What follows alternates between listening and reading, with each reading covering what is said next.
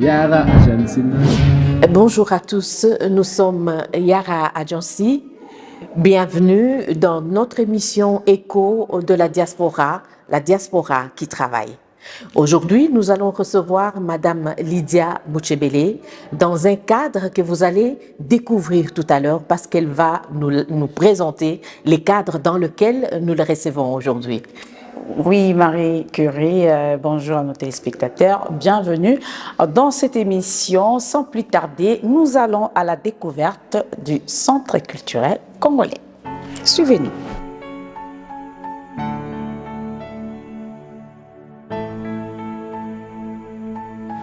Aujourd'hui, Yara Agency reçoit Madame Lydia Bouchebele. Bonjour Madame Lydia. Bonjour Marie Curie, bonjour Hilda. Bonjour.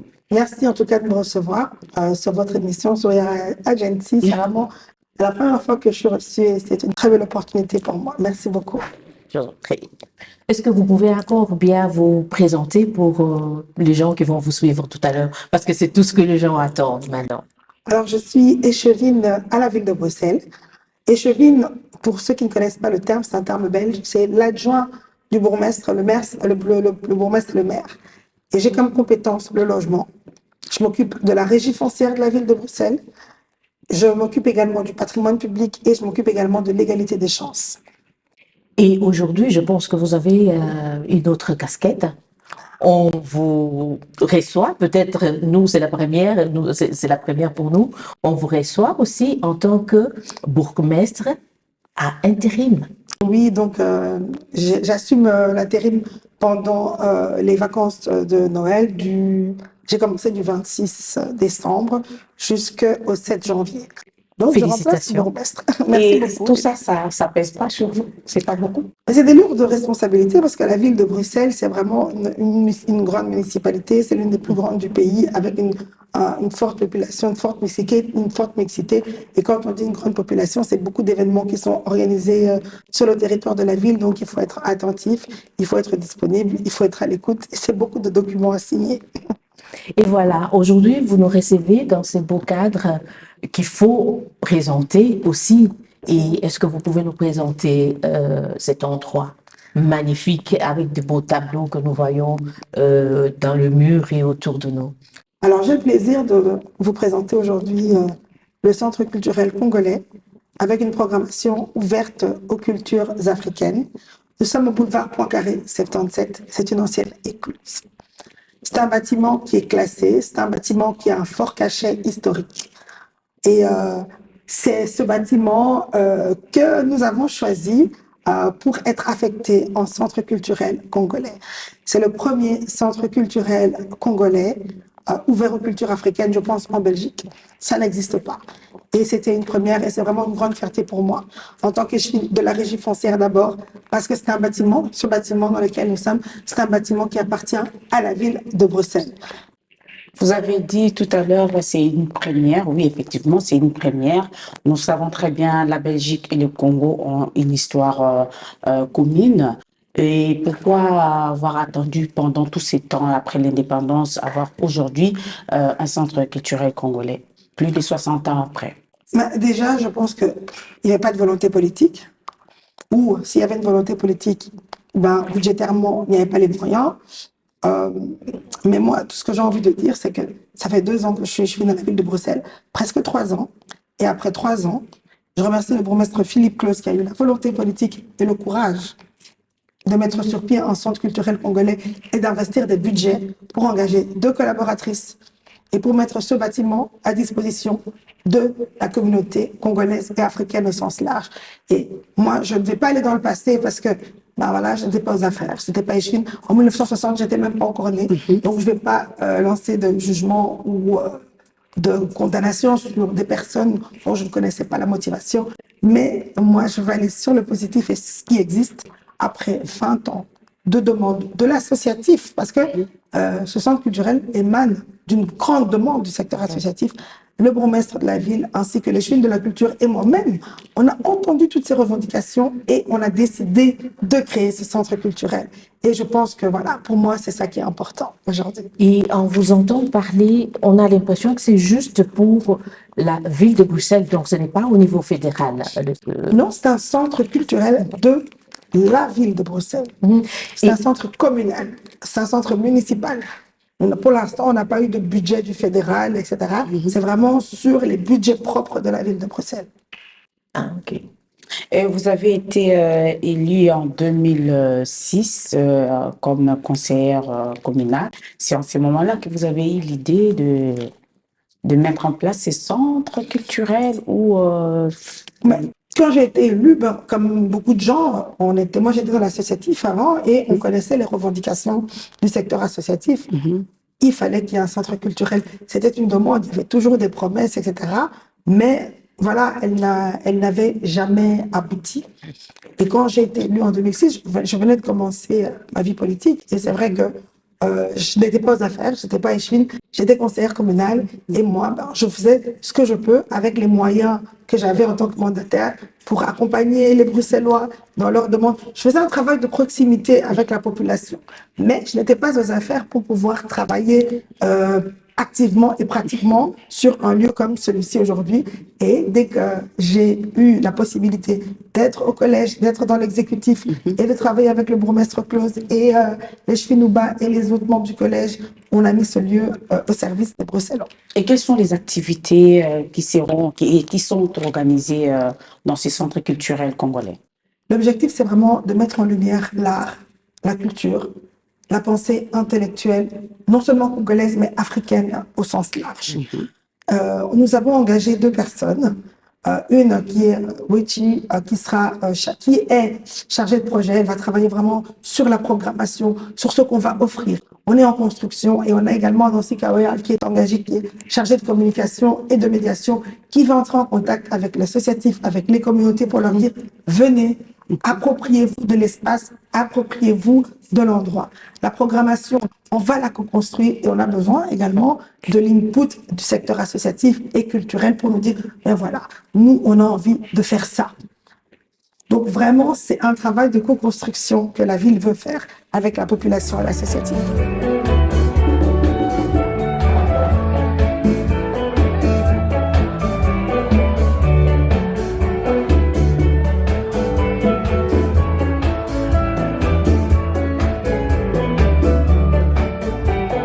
Et il y a des conditions pour avoir accès à l'espace.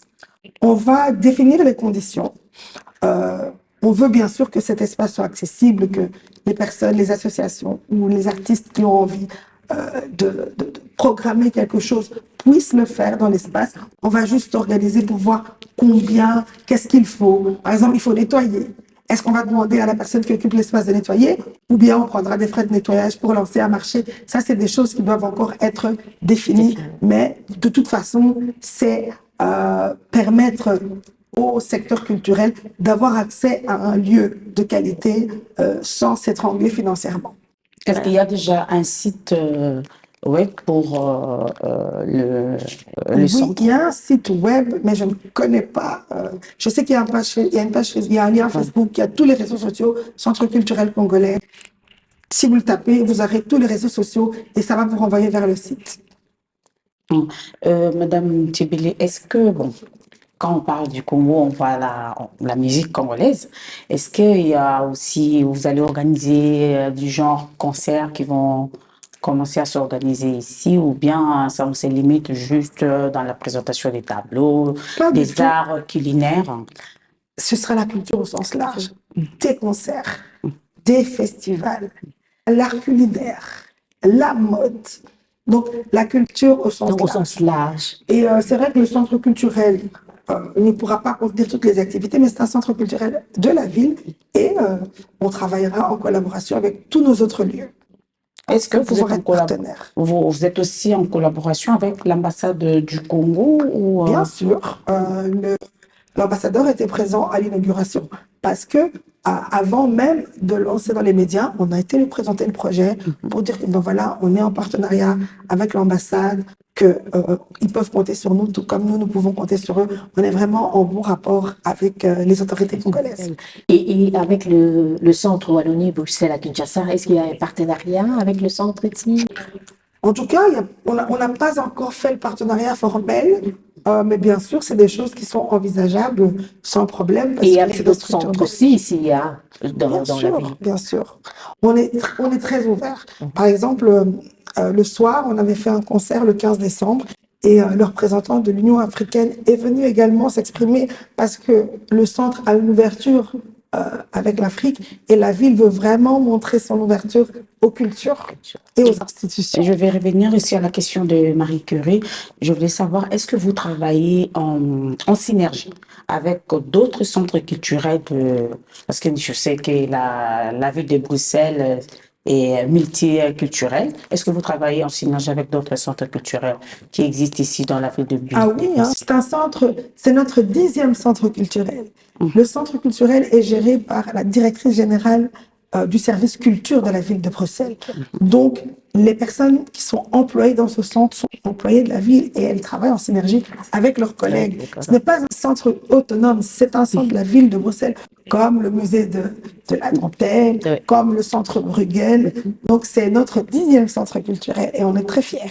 Ah, ok. Et la relation de Madame Lydia avec les associations, les ASBEL, ça se porte comment? Mais écoutez, moi, je travaille beaucoup avec le secteur associatif en tant qu'échevine de l'égalité des chances. Chaque année, je lance des appels à projets et on accompagne financièrement les associations qui introduisent des projets. Donc, je suis toujours à l'écoute du secteur associatif bruxellois pour les accompagner, pour les financer en cas de demande. Donc, je suis toujours ouverte Oui. dès que l'association a besoin de moi. Oui, et dernièrement, on l'a vu à l'expo Andy Art et Exactement. Développement Exactement. du 1er au 3 décembre à Bruxelles aussi. Exactement. Oui, oui. Oui, lors de cette expo, par exemple, Oui. l'expo a eu lieu dans un lieu de la régie foncière qui a été mis à disposition pour l'expo et l'association aussi est accompagnée a été accompagnée avec un financement pour l'aider à payer l'une ou Oui. l'autre chose. Donc, c'est toujours un plaisir de travailler et le handicap, c'est vraiment une des matières sur lesquelles je travaille beaucoup. Ah, ok, ça va.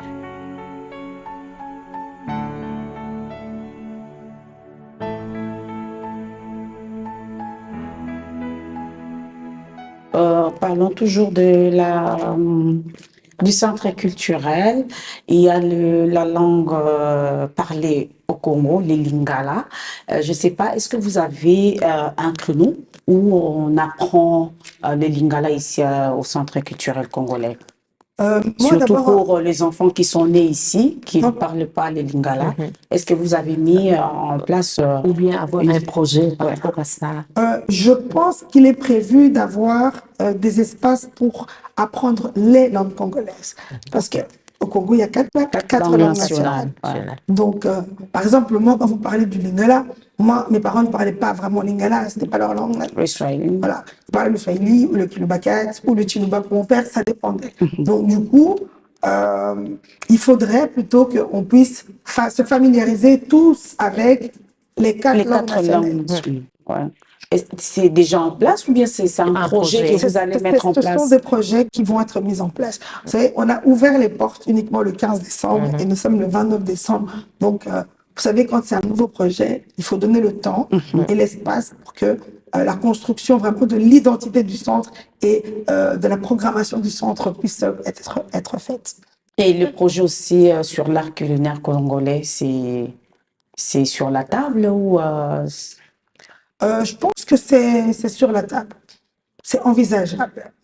On n'a pas de cuisine ici, mais je sais que lors de l'inauguration, il y a une artiste bruxelloise qui s'appelle Odewa, qui avait fait son œuvre ici, et elle peint, et elle associe cette peinture avec l'art de la table. Donc, j'avais vu dans les vidéos, il y avait de la chikwang, il y avait des bitoyo, il y avait vraiment plusieurs délicatesses du Congo, et je pense que donc c'est toujours intéressant de connaître la culture d'un pays par sa cuisine. Oui, et moi, je voulais savoir aussi, est-ce que vous avez réservé, je sais pas, un espace pour le média aussi? Il ne faut pas oublier ça, au sein du centre. C'est une très bonne question, et en effet, il y aura une radio qui va s'appeler Bel Congo. Ce sera une web radio qui va être mise en place et l'objectif vraiment c'est de travailler avec les médias, de fournir vraiment du matériel de qualité pour ceux qui n'en ont pas, qui pourront venir utiliser le matériel et ceux qui auront leur matériel verront comment s'insérer aussi dans le projet, mais il y aura également une radio qui sera mise en place. Bien sûr, c'est très important de véhiculer l'information. En tout cas, merci. Merci d'avoir pensé à nous. Merci beaucoup. Et est-ce que vous avez un mot à dire pour la diaspora, pour leur centre? Qu'est-ce qu'il faut faire? Comment il faut faire pour faire connaître les centres auprès de la diaspora? Et puis la position du centre, c'est C'est vraiment au centre, l'adresse. quoi, oui. Alors, déjà, l'adresse, c'est boulevard Poincaré 77. C'est hyper accessible. Oui. Il y a le tram, je pense, Le Monnier, qui est juste là. La gare du Midi, qui n'est pas très loin. C'est vraiment au centre de Bruxelles. Il faut aller sur les réseaux sociaux, Centre culturel congolais, sur Facebook, sur Insta, Twitter, LinkedIn, le site Internet. Toutes les informations seront là. Si vous avez des projets, n'hésitez pas à écrire un message privé sur les réseaux sociaux parce qu'on va sélectionner les meilleurs projets, on va leur donner un espace ici pour exister. Venez, appropriez-vous de cet espace. Cher public congolais, appropriez-vous de cet espace, mais ne soyez pas égoïstes parce que l'Afrique est un grand continent. Et pour que le Congo vive bien, il doit coexister avec ses autres frères africains. Donc, soyons ouverts et soyons solidaires. L'objectif de ce centre, c'est de montrer la beauté et la richesse de la culture congolaise et africaine pour qu'on puisse se mélanger aisément à Bruxelles et que chacun sorte de son isolement et de ses retranchements pour pouvoir avoir vraiment une ville de Bruxelles harmonieuse avec ses 184 nationalités et communautés. Merci beaucoup. Et si vous avez, si on vous donne un bâton magique tout à l'heure, et qu'est-ce que vous n'avez pas encore fait ou qu'est-ce que vous mijotez comme projet que vous aimeriez voir C'est réel. se réaliser? Ouais. Ah, qu'est-ce que j'aimerais? C'est construire beaucoup de logements. Parce qu'à Bruxelles, je suis échevine du logement. La régie foncière, c'est 3800 logements. Si je pouvais, par une baguette magique, construire 1000 logements, c'est la première chose que je ferais. Merci Madame Moutibélé d'avoir répondu à notre invitation. Donc on donne le prochain rendez-vous à nos téléspectateurs dans les prochains jours. D'ici là, restez branchés sur IARA Agence.